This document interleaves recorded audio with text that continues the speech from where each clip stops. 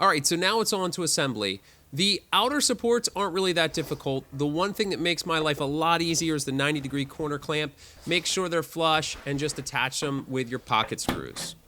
Okay, so there's the base. Now we need two supports in the middle. To do that, we could take our panels, stick them in like this, try to mark how far over we want to go, and then run the screws, and then at the same point try to keep this panel straight. The way I like to do it is because I have the spacers cut already. Take the spacers, put them right in place, glue them in place, bring this right up to it. Now, when I take the screw, the Kreg screw, and drive it this way, it forces this piece of wood tight up against my spacers. So that way I know that this is the same exact side as this, because all of these I cut at the same exact width. So this space right here is going to be exactly identical to this one. Our middle is going to be about 3 inches bigger, and the reason being is because I wanted like a little wider drawer in the middle, and it made sense for the sizes here. So simply just doing the same thing, gluing and screwing, grabbing out the Kreg screws, and having at it.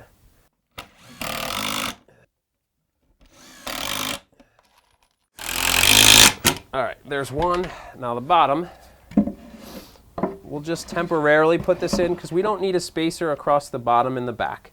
That's what the back is doing. So we'll run that in like that, put that in temporarily, and now we can run all of our screws in here. By simply having that spacer in there, when you run the pocket holes in, it keeps this board parallel to our outside board. Then you just take that temporary spacer and put it in on the front. And yep, that's a nail gun. I sometimes will use a nail gun just to tack it in place until I can run the screws in. Obviously, the right angle clamps are the way to go, but with the TV schedule, you got to get it done quick. Remember, those nails are not going to be seen, so sometimes if you need an extra little hand, I won't judge. All right, there you go. Those are the two stringers. I'm going to add one down here, and then I do just the same thing on the other side. The one thing to point out is on this side here, I want to, when I attach this stringer, I want to keep it up off the bottom. And the reason being is because if I had a drawer touching the bottom, it would hit it, and we don't want that. So basically, and you could rough it in, we're using a 1x4 for a face frame. So I'm going roughly 2 5/8 inches off the bottom, and then that'll give me a little wiggle room as far as my style goes and attaching it to the plywood.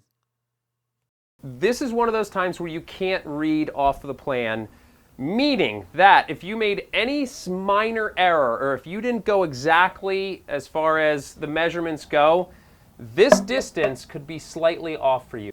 Mine is 27.5, and mine was 27.5 for the other side, so I'm going to be 27.5 again. It's important once you get this done to remeasure and make sure that this fits tightly, because if it's loose, what's going to happen is, imagine if this piece is smaller up here, what'll happen is now this piece will go like this, and it's not what you want. You want this completely square. So 27.5 for me, but it might not be for you.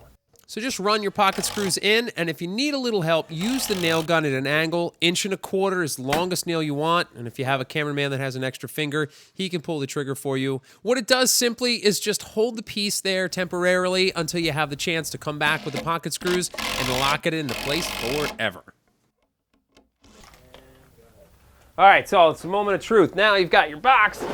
Ugh. Spin it around so you can see it. Now remember, there's two of these, back to back. You've got storage here, here, and here. This is exactly the same. This is a little bit bigger, which is nice. That way they can put more sweaters and stuff like that in here.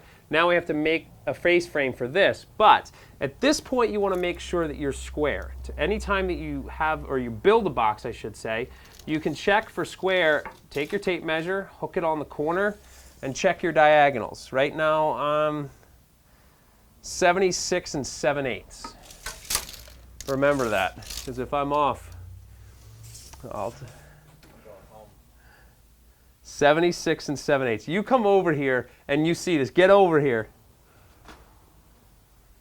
76 7/8.